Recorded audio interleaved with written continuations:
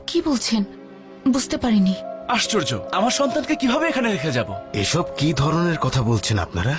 ওর জন্মই হয়েছে পৃথিবীর উন্নতির জন্য। এটাই ওর সত্যিকারের স্থান।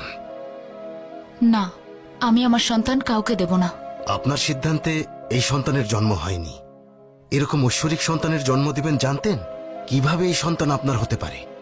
ঈশ্বর চাইলে যে কাউকে এই কাজের জন্য বেছে নিতে পারতেন। তিনি আপনাকে নির্বাচিত করেছেন, এতটুকুই। ঈশ্বরের সন্তান বলা বন্ধ করুন তো। ওর বয়স মাত্র 3 বছর। ওকে কিভাবে এখানে রেখে যাব? থামুন। আপনার সাথে ওর কি সম্পর্ক? আমি ওর মায়ের সাথে কথা বলছি। আমি ওকে এখানে রাখবো না। ও আমাদের ছাড়া বাঁচতে পারবে না। আমরা শিশুদের এমনভাবে যত্ন নেই যেন ওরা ঈশ্বর। ঈশ্বর পৃথিবীতে আসলে আমরা যত্ন নেব না? শুনুন, ওদেরকে বলুন মেয়েটাকে এখানে রেখে চলে যেতে। প্রার্থনার সময় হয়েছে। মা চলো যাই। ওকে আমরা রেখে যাব না। দেখি, আমার কাছে দিন।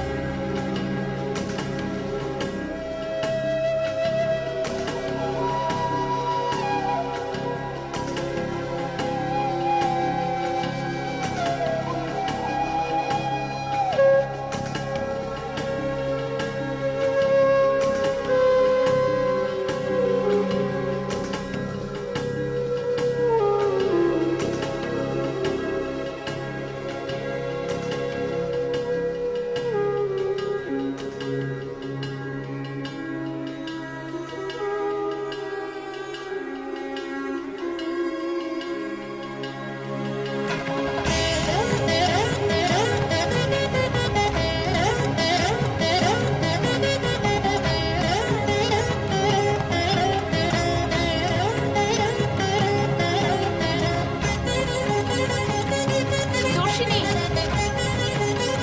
দর্শিনী।